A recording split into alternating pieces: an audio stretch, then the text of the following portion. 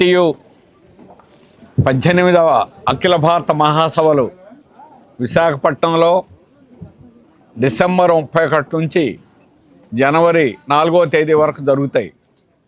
ఈ సందర్భంగా దీనికి సమాంతరంగా ముందుగా కర్టన్ రైజ్గా సాంస్కృతిక ఉత్సవాలు జరుగుతాయి. అది ఈ గ్రౌండ్లోనే 27వ తేదీ నుంచి, అంటే రేపటి నుంచి ప్రారంభమవుతాయి. ప్రకాష్ రాజ్ గారు రేపు ప్రారంభిస్తారు. జిల్లా కలెక్టర్ గారు అధ్యక్ష వహిస్తారు. ఎంఏ గఫూర్ గారు సిఐటి అఖిల భారత మాజీ కార్యదర్శి వారు ప్రధానమైన దీనిగా ఉంటారు. ఈ కార్యక్రమాలు సాంస్కృతిక ఉత్సవాలు అనేటువంటిది ఏదో సాధారణ ఉత్సవాలు, ఎంటర్టైన్మెంట్ కార్యక్రమాలకు కాదు. ఎంటర్టైన్మెంట్ కార్యక్రమాలు రకరకాలు మనం చూస్తుంటాం. బ్రేక్ డ్యాన్సుల దగ్గర నుంచి భరతనాట్యాల దగ్గర నుంచి అన్ని రకాలు ఉంటాయి. అవి కూడా అందులో కూడా కళలు ఉంటాయి. కానీ ఇందులో జీవితానికి సంబంధించిన కళలు, శ్రమయేవ జయతి అనేటువంటి థీమ్తో జీవితానికి సంబంధించినటువంటి సాంస్కృతిక ఉత్సవాలు ప్రతిరోజు 4 గంటలు ఉంటాయి. ఆ కార్యక్రమాల తర్వాత వివరిస్తారు. కాబట్టి దీనికి ఒక థీమ్ అనేది ఉంది. ఏదో సాంస్కృతిక కార్యక్రమాలని కాకుండా పని పాఠాల నుంచి ఈరోజు అనేక జీవితం ముడిపడి ఉన్నటువంటి దాన్ని ఒక చేనేత కార్మికుడు లేకుండా బట్టల ఉత్పత్తి అనేటువంటిది ఉండదు. శ్రీకృష్ణ పరమాత్ముడు ద్రౌపదికి ఒకరోజు బట్టలు ఇస్తే ఆయన పరమాత్ముడు మహాత్ముడు అయ్యాడు. రోజు కోట్ల మందికి బట్టలు ఇచ్చేటువంటి శ్రమజీవులు ఏమవుతారు? ఇది శ్రమ యొక్క ప్రాధాన్యత. మీరు ఏ వస్తువైనా తీసుకోండి, ఏ రంగమైనా తీసుకోండి, శ్రమ లేకుండా ఏమీ లేదు. అందుకని ఆ శ్రమకి ప్రాధాన్యత అనేది ఉంది. కానీ పాలకులు ఈరోజు శ్రమ చేసే వాళ్ళంతా పనికిమాని వాళ్ళని, కేవలం పెట్టుబడిదారులు కార్పొరేట్లే గొప్పవాళ్ళనే సిద్ధాంతం చెబుతున్నారు. అది సరైంది కాదు. శ్రమయే గొప్పది అని మా సాంస్కృతిక ఉత్సవాలు చాటబోతూ ఉన్నాయి. దీనిలో అనేక భాగాలు ఇందులో ఉన్నాయి. ఆ భాగాలన్నింటినీ కూడా వివరంగా దాన్ని ప్రతి దానికి కూడా ఒక థీమ్ అనేటువంటి, దీనిలో సెక్యులరిజం మొదటి థీమ్ ఉంటుంది మొదటి రోజు. దీంట్లో ప్రజలు మన రాజ్యాంగంలో ఈరోజు పొందుపరిచినటువంటి కుల, మత, భాష, అలాగే జెండర్ నిమిత్తం లేకుండా సమానత్వం అనేటువంటిది మన రాజ్యాంగం. కానీ దానికే ఈరోజు తూట్లు పడుస్తున్నారు. అందుకని దాన్ని కాపాడుకోవాల్సినటువంటి థీమ్ మొదటిగా ప్రధానమైన ఉంటుంది. సామాజిక న్యాయం. ఈరోజు సామాజిక న్యాయం ఉంటేనే సమాజం అభివృద్ధి అవుతుంది. అది రెండో థీమ్గా ఉంటుంది. అలాగే డ్రగ్స్. ఈరోజు ప్రపంచవ్యాప్తంగా డ్రగ్స్ అనే మహమ్మారి ప్రజల్ని పీల్చి పిప్పి చేసేటువంటి విధంగా, వాళ్ళ జీవితాలని సర్వనాశనం చేసేటువంటి విధంగా తయారైంది. దీన్ని అరికట్టాలనేటువంటి దానికి ప్రాణాలు కూడా అర్పించేటువంటి సంఘం సిఐటియు. అటువంటి సంఘం దాన్ని ఎలా కాపాడుకోవాలనేటువంటి దాన్ని కార్మిక కర్షక ఐక్యత అనేటువంటిది, దీని ద్వారానే శ్రమజీవులంతా అన్నం పెట్టేది కర్షకుడు, మిగిలినటువంటి అన్ని సరుకులు అన్నీ ఉత్పత్తి చేసేటువంటిది కార్మికుడు. అందువల్ల కార్మిక కర్షక మైత్రి అనేటువంటిది, ఐక్యత అనేటువంటిది కాపాడుకోవాలని మేము ప్రయత్నం చేస్తున్నాం. కానీ దీన్ని పూర్తిగా విచ్ఛిన్నం చేసేటువంటి, కులాలు వేరు చేయడం, మతాలు వేరు చేయడం, పాలకులు వారు ఉన్న దగ్గర కూడా తగాదాలు పెట్టి డబల్ ఇంజన్ ఉన్నటువంటి దగ్గర కూడా ఈరోజు మణిపూర్ లాంటి చోట్ల మహమ్మారి వందల మందిని చంపుకోవాల్సిన పరిస్థితి వచ్చిందనంటే వాళ్ళకు కావాల్సినటువంటి ప్రజలను చేల్చడం, ముక్కలు చేయడం, మత కుల ప్రాంతాల భేదాలను సృష్టించడం. మేము కోరేది దానికి పూర్తి భిన్నమైంది, ప్రజల ఐక్యత. ఇటువంటి థీమ్ ఈ కార్యక్రమాల మొత్తంలో ఉంటుంది. ప్రతిరోజు 4 గంటలు ఇటువంటి కార్యక్రమాలని నిర్వహించడం జరుగుతుంది. 7 రోజులు 1500 మంది కళాకారులు పాల్గొంటారు.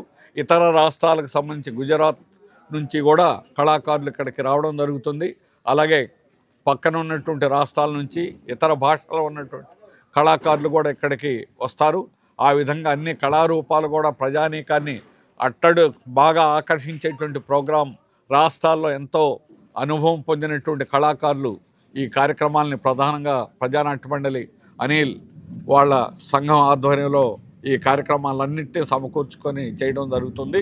ఈ మొత్తం కార్యక్రమాలని నిర్వహించేదానికి 7 రోజులు కూడా ప్రతిరోజు మీకు ముందుగా తెలియజేయడం జరుగుతుంది. కాబట్టి శ్రామిక ఉత్సవ్ దీని యొక్క ప్రధానమైనటువంటి పేరుతోటి శ్రామిక ఉత్సవంతోటి ఈ కార్యక్రమాలన్నీ కూడా జరుగుతాయి. దీనికి కన్వీనర్స్గా ఉన్నటువంటి రమాప్రభ గారు, మురళి గారు వాటి వివరాలని వివరిస్తారు. సిఐటి అఖిల భారత్ మహాసభలు జరుగుతున్న సందర్భంగా the spirit of working class పేరుతో ఇక్కడ రేపటి నుంచి అంటే డిసెంబర్ 27 నుంచి జనవరి 2 వరకు కూడా శ్రామిక ఉత్సవం జరుగుతుంది. ఈ శ్రామిక ఉత్సవంలో ప్రధానంగా శ్రమ యొక్క గొప్పతనం, అలాగే శ్రమ యొక్క విలువ, ఈరోజు మన భారతదేశంలో వర్కింగ్ క్లాస్ ఎదుర్కొంటున్న సమస్యలు, అలాగే శ్రమ చుట్టూ ఉన్న సంస్కృతిని ప్రతిబింబించే విధంగా ఈ ఉత్సవాలు జరుగుతున్నాయి. దీనిలో ప్రధానంగా 7 విభాగాలు ఉన్నాయి. మొదటిది సాంస్కృతిక విభాగం. దీనిలో ప్రత్యేకంగా కార్మికులు, అలాగే కర్షకులు, మిగిలిన వర్కింగ్ క్లాస్ యొక్క కళారూపాలు ప్రదర్శించబడతాయి. అలాగే రెండో అంశం పుస్తక మహోత్సవం. ఈరోజు 1,00,000 పుస్తకాలతో ఇక్కడ ప్రదర్శన అనేది జరుగుతుంది. ఎక్కువ మంది విశాఖ వాసులు కానీ గతంలో కూడా ఆదరించారు. అటువంటి అతిపెద్ద పుస్తక మహోత్సవం ఇందులో భాగంగా ఉంటుంది. దాంతోపాటుగా సైన్స్ ఎగ్జిబిషన్, ఎందుకంటే శ్రమ నుంచే సైన్స్ పుడుతుంది, ఆ సైన్సే సమాజ ఆవిష్కరణకి దారి తీస్తుంది. అటువంటి సైన్స్ ఎగ్జిబిషన్ అనేది చాలా పెద్దది ఇక్కడ జరుగుతుంది. దాదాపుగా 50 కళాశాలలు, మెడికల్ కాలేజీలు, ఒక 3 మెడికల్ కాలేజీలు అవన్నీ కూడా ఇక్కడ ప్రదర్శనలు పెడుతున్నాయి. ఇది అత్యంత విజ్ఞానదాయకంగా ఉంటుంది. దీంతో పాటుగా ఇప్పుడున్న సామాజిక అంశాలను ప్రతిబింబించే విధంగా ఫోటో ఎగ్జిబిషన్ ఉంటుంది. ఇది సామాజిక జీవిత చిత్రాన్ని ప్రదర్శించే విధంగా ఉంటుంది. ఇప్పుడున్న పరిస్థితులని ప్రతిబింబించే విధంగా షార్ట్ ఫిల్మ్స్, అలాగే కార్టూన్ ఎగ్జిబిషను అవి కూడా ఇక్కడ స్క్రీన్ చేయడం జరుగుతుంది. వీటన్నింటికీ కూడా మనదీపంగా లిటరరీ ఫెస్ట్ కూడా ఇందులో భాగంగానే జరుగుతుంది. మొత్తం ఇక్కడ ఒక పండగ, అంటే ఎవరికి ఏ అభిరుచి ఉన్నా ఇక్కడికి వస్తే కనుక వాళ్ళ అభిరుచికి తగ్గట్టుగా ఇక్కడ కార్యక్రమాలన్నీ కూడా నిర్వహించడం జరుగుతుంది. దీనికి ప్రత్యేక ఆకర్షణగా ప్రముఖ సినీ నటులందరూ కూడా ఒక్కొక్క రోజు ఒక్కొక్కరు హాజరవుతున్నారు. మొదటి రోజు ప్రముఖ సినీ నటులు ప్రకాష్ రాజ్ దీన్ని వస్తున్నారు ముఖ్య అతిథిగా, అలాగే కలెక్టర్ గారు ప్రారంభిస్తున్నారు. అలాగే కాకలు తీరిన కార్మిక నాయకులందరూ కూడా ఈ మహోత్సవంలో పాల్గొంటున్నారు. కాబట్టి ప్రతిరోజు కూడా 7 రోజులు కూడా 7 విభిన్నమైన అంశాలతో ఇక్కడ కార్యక్రమాలు జరుగుతాయి. రాష్ట్రంలోనూ ఇతర రాష్ట్రాల్లో ఉన్న ప్రముఖులు, ముఖ్యంగా సామాజికంగా ఈ సమాజం పట్ల బాధ్యత వహించిన కవులు, కళాకారులు, సినీ ప్రముఖులందరూ కూడా ఈ శ్రామిక ఉత్సవంలో పాల్గొంటున్నారు. కాబట్టి ఇక్కడున్న విశాఖ జిల్లాతో పాటు రాష్ట్ర ప్రజలందరికీ కూడా విజ్ఞప్తి చేసేది ఏమిటంటే, ఇటువంటి ఉన్నతమైన ఉత్సవాలు అన్ని చోట్ల జరగవు. కాబట్టి ప్రజలందరూ కూడా పెద్ద ఎత్తున వచ్చి దీన్ని సందర్శించి జయప్రదం చేయాలని కోరుతున్నాం. సిఐటియు 18వ అఖిల భారత మహాసభలు విశాఖపట్నంలో డిసెంబర్ 31 నుండి 2026 జనవరి 4వ తేదీ వరకు జరుగుతూ ఉన్నాయి. ఆ సందర్భంగా శ్రామిక ఉత్సవం అనేటువంటి ఓ పెద్ద కార్యక్రమం, ఓ పెద్ద కార్మికుల కష్టజీవుల పండుగ డిసెంబర్ 27 నుంచి జనవరి 2వ తేదీ వరకు వారం రోజుల పాటు నిర్వహించడం జరుగుతుంది. ఇందులో photo exhibition, cartoon exhibition, short film ప్రదర్శన, అట్లాగే పుస్తక మహోత్సవం 1,00,000కు పైగా పుస్తకాలతోటి అనేక ప్రచురణ సంస్థలతోటి విజయవాడ బుక్ ఫెస్టివల్ వారి సహకారంతో నిర్వహించడం జరుగుతూ ఉంది. ఎంతో ప్రసిద్ధి చెందినటువంటిది, పేరెన్నికగానటువంటి విజయవాడ పుస్తక మహోత్సవం అనేక రాష్ట్రంలో అనేక చోట్ల ఇటువంటి పుస్తక మహోత్సవాలు నిర్వహించడానికి తోడ్పడతా ఉంది. ఈ కార్యక్రమానికి కూడా విజయవాడ పుస్తక మహోత్సవం సహకరిస్తుంది. అదేవిధంగా పెద్ద ఎత్తున సాంస్కృతిక కార్యక్రమాలు రాష్ట్రం నలుమూల నుండి ఈపాటికే క్వాలిటీగా కళారూపాలు ప్రదర్శించగలిగేటువంటి టీములన్నీ కూడా సిద్ధమవుతూ ఉన్నాయి, అవన్నీ వస్తూ ఉన్నాయి. అట్లాగే అన్ని రాష్ట్రాల నుంచి, గుజరాత్ నుంచి, కేరళ నుంచి, ఇతర రాష్ట్రాల నుంచి కూడా మంచి మంచి కళారూపాలు ఇక్కడికి వస్తూ ఉన్నాయి. ఏదైతే సకల సంపదలకు మూలమైనటువంటి మానవ శ్రమ, ఆ శ్రమని తక్కువ చేసి చూపిస్తున్నటువంటి సమాజంలో శ్రమ విలువని తెలియజెప్పేటువంటి కళారూపాలని ఇక్కడ ప్రదర్శించడం కోసం ప్రయత్నం చేస్తూ ఉన్నాం.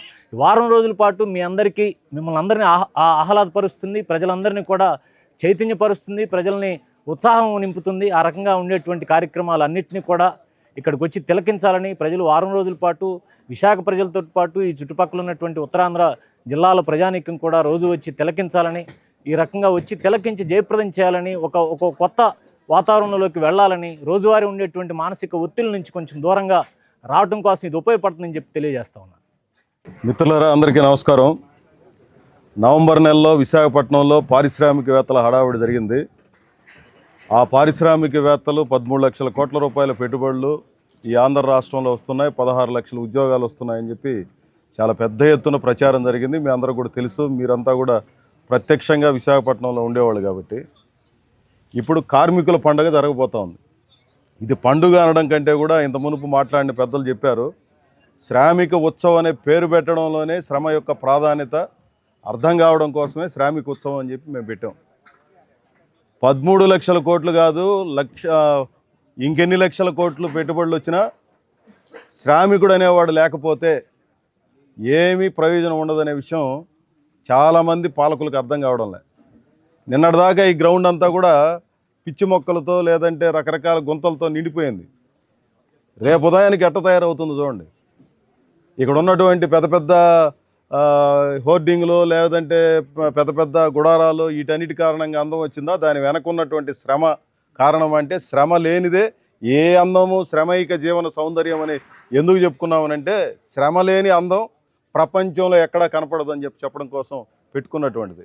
అందుకని దాని ప్రాధాన్యతని పాలకులు విస్మరిస్తున్నటువంటి నేపథ్యంలో శ్రమ యొక్క ప్రాధాన్యత వివరించడం కోసం మేము పెడుతున్నాం. పెట్టడమే కాదు, రోజుకో కాన్సెప్ట్తో దీన్ని అంతా కూడా డెవలప్ చేస్తున్నాం. వీటిల్లో చాలా అంశాలు, నేను ఒక ఉదాహరణ ఒకటి చెప్తాను. డ్రగ్స్ మీద విశాఖపట్నం వాళ్ళు, నెల్లూరు వాళ్ళు 2 నాటికలు ప్రదర్శించబోతా ఉన్నారు. 2 డిఫరెంట్ కాన్సెప్ట్లో ఉంటాయి. పెంచలయ్య అనే ఒక సామాజిక కార్యకర్తని డ్రగ్గు వ్యవహారాలు నడిపేటువంటి ముఠాలు ఎంత అమానుషంగా వాళ్ళ బిడ్డల ఎదురుగా అత్యంత అన్యాయంగా నరికి చంపారో మనం అందరూ కూడా చూసాం కళ్ళెదురుగా. దాని వెనకాల ఎంత పెద్దవాళ్ళు ఉన్నారు, ఏ రకంగా జరిగిందనేది రోజు కథలుగా సీరియళ్ళు వస్తూ ఉన్నాయి. విశాఖపట్నం జైల్లో 940 మంది ఖైదీల కెపాసిటీ ఉంటే ఈరోజు 1100 మంది ఓన్లీ డ్రగ్ కేసులో ఉన్నటువంటి వాళ్ళు ఈరోజు విశాఖ జైల్లో ఉన్నారు. ఇది మేము చెప్తున్నటువంటి మాట కాదు, విశాఖ జిల్లా జైలు సూపరింటెండెంట్ చెప్పినటువంటి మాట. దాని కెపాసిటీ 940 అయితే ఓన్లీ డ్రగ్ రిలేటెడ్గా ఉన్నటువంటి కేసులు, ఆ దాంట్లో ఉన్నటువంటి శిక్ష గడుపుతున్నటువంటి వాళ్ళు 1100 మంది, మిగిలిన వాళ్ళు 400 మంది, మిగిలిన కేసుల్లో ఉన్నటువంటి 1500 మంది. అంటే ఏ స్థాయిలో ఈ రాష్ట్రాన్ని డ్రగ్ అనే మహమ్మారి పీడిస్తూ ఉందనేది రేపు మా వాళ్ళు ప్రదర్శన చేయబోతున్నారు. డ్రగ్ మహమ్మారిని ఎదుర్కొందాం, ఈ మత్తు వ్యవహారాలను ఎదుర్కొందాం, భావి భారత పౌరుల్ని కాపాడుకుందాం అన్నటువంటి కాన్సెప్ట్లో జరుగుతుంది. ప్రతిదీ ఇలాగే ఉంటుంది. ప్రతి అంశంలో ఒక సందేశం దీంట్లో నిగూఢమై ఉంటుంది. కాబట్టి మేము కోరేది, ఉత్తరాంధ్ర జిల్లాల్లో ఉన్నటువంటి ప్రజానీకం వీళ్ళు వాళ్ళు అన్నటువంటి తేడా లేకుండా చాలా పెద్ద ఎత్తున తరలి రావాలని చెప్పి కోరుతున్నాం. విశాఖ నగరంలో ఉన్నటువంటి మీరు ఇప్పటిదాకా చూసినటువంటి సాంస్కృతిక కార్యక్రమాలు లేదా ఇట్లాంటివన్నీ ఒక ఎత్తు, రేపటి నుంచే జరగబోయేటివన్నీ ఒక డిఫరెంట్గా ఉన్నాయి. సినిమా ప్రముఖులు కాదు మేము పిలిచింది, సమాజం పట్ల బాధ్యతగా ఉన్నటువంటి కళాకారులు పిలుస్తున్నాం. ఏదో ఎవరో ఒక సినిమా ప్రముఖులు అంటే చాలామంది పెద్దవాళ్ళు వచ్చేదానికి అవకాశం. వీళ్ళు సమాజం పట్ల ఏ రకమైనటువంటి బాధ్యతతో వ్యవహరిస్తున్నారు సమాజంలో అన్నదే మాకు క్రైటీరియా. దాని ఆధారంగా ప్రకాష్ రాజు గారిని పిలిచాం, దాని ఆధారంగా గోరేటి వెంకన్న గారిని పిలుస్తున్నాం, దాని ఆధారంగా సుద్దాల అశోక్ తేజ గారిని పిలుస్తున్నాం.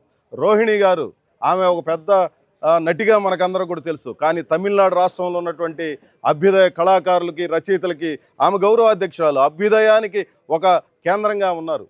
మాదాల రంగారావు గారి వాళ్ళ అబ్బాయి మాదాల రవి మనకందరూ కూడా తెలుసు, ఎర్రమల్లెలు సినిమాలో ఆ నాంపల్లి స్టేషన్ కాడ అని చెప్పి దాంట్లో ఆ పాటలో నటించినటువంటి ఒక చిన్న పిల్లోడుగా మనకందరికీ తెలుసు. ఆయన ఇప్పుడు ఒక ముఖ్యమైనటువంటి రోల్ ప్లే చేస్తున్నాడు. మా అసోసియేషన్లో ఆయన ఉపాధ్యక్షుడిగా ఉన్నాడు. అక్కడ సినిమా వాళ్ళ సమస్యల మీద, అక్కడ ఉన్నటువంటి కార్మికులకు ఎదురయ్యే సమస్యల్ని ఆయన ఆర్గనైజ్ చేస్తున్నాడు, వాటి మీద పనిచేస్తున్నటువంటి వాళ్ళు. ఇట్లాంటి వాళ్ళు అందరూ మీకు ఇచ్చినటువంటి ఆ ఇన్విటేషన్లో ఉన్నటువంటి వాళ్ళు ప్రతి ఒక్కరూ ఈ సమాజంలో కీలకంగా ఇక్కడ ఉన్నటువంటి వాటి పట్ల బాధ్యతగా వ్యవహరిస్తున్నటువంటి వాళ్ళు కాబట్టి అట్లాంటి వాళ్ళందరినీ ఈ వేదిక మీదకి పిలుస్తున్నాం. కాబట్టి సినిమా వాళ్ళు అంటే ఏదో వాళ్ళు ప్రముఖులు కాబట్టి, వాళ్ళు 10 మందికి తెలుసు కాబట్టి వాళ్ళు వచ్చేస్తే జనమంతా కూడా వచ్చేస్తారన్నటువంటి ఉద్దేశంతో కాదు, సమాజం పట్ల బాధ్యత కలిగినటువంటి వాళ్ళందరినీ పిలుస్తున్నాం. అధికారులని, సాహితీకారులు, కవులు, రచయితలు, విభిన్నమైనటువంటి పద్ధతుల్లో టెలిస్కోప్ పెడుతున్నాం ఇక్కడ మేము. టెలిస్కోప్ ద్వారా మొన్న తిరుపతిలో ఈ గ్రహణం సందర్భంగా పెడితే వేలాది మంది వచ్చి చూశారు. దాన్ని 60 లక్షల మంది వీక్షించారు సోషల్ మీడియాలో. అట్లాంటి టెలిస్కోప్ని ఇక్కడ పెడుతున్నాం. మహేష్ అని చెప్పి కోయంబత్తూరు నుంచి వచ్చారు. ఆయన ఒక సైంటిస్ట్ దీంట్లో ఉన్నారు. అట్లాంటి ఆయన చేస్తున్నాం. ఇక్కడ మానవ శరీరాన్ని అర్థం చేసుకోవడం కోసం అనాటమీ విభాగాన్ని ఒకటి పెట్టి స్టూడెంట్స్ అందరూ రావచ్చు. మనం మామూలుగా మానవ శరీరాన్ని అర్థం చేసుకోవాలనంటే సాధ్యం కాదు. ఎక్కడ పోయి ఏదో మెడికల్ కాలేజీలో ఎవరన్నా తెలిసిన వాళ్ళు ఉంటే చూడడానికి వీలవుతుంది. కానీ విశాఖ నగర ప్రజలకి, ముఖ్యంగా విద్యార్థులకి ఒక అపూర్వమైనటువంటి అవకాశం. మానవ శరీరాన్ని మీరు అర్థం చేసుకోవాలంటే ఇక్కడ ఎక్స్ప్లెయిన్ చేసేవాళ్ళు కూడా ఉంటారు. ఇక్కడ నేరుగా చూడొచ్చు. మీరు టెలిస్కోప్ ద్వారా మొత్తం ఆకాశాన్ని వీక్షించవచ్చు. ఇట్లాంటివి అనేక ఆస్పెక్ట్స్ పెడుతున్నాం. పుస్తకాలు పెడుతున్నాం అంటే ఏదో గుట్టలు తెచ్చి పుస్తకాలు పెట్టడం కాదు. 1,00,000 టైటిళ్ళు ఒక పుస్తకాలు ఒక్క కేంద్రంగా పెట్టడం అనేది సాధారణమైనటువంటి విషయం కాదు. ఆంధ్ర రాష్ట్రంలోని ఇది ఒక అసాధారణమైనటువంటిది. 1,00,000 టైటిళ్ళతో పుస్తకాలు పెడుతున్నాం. దాంట్లో కూడా చాలా సోషల్ లేదా వేరియస్ ఇవి రిలేటెడ్గా ఉన్నటువంటి ఉంటాయి. కాబట్టి విశాఖ నగర ప్రజలు, ఉత్తరాంధ్ర ప్రజలు ఈ అవకాశాన్ని సద్వినియోగం చేసుకోవాలని అందరికీ విజ్ఞప్తి చేస్తున్నాం. ధన్యవాదాలు.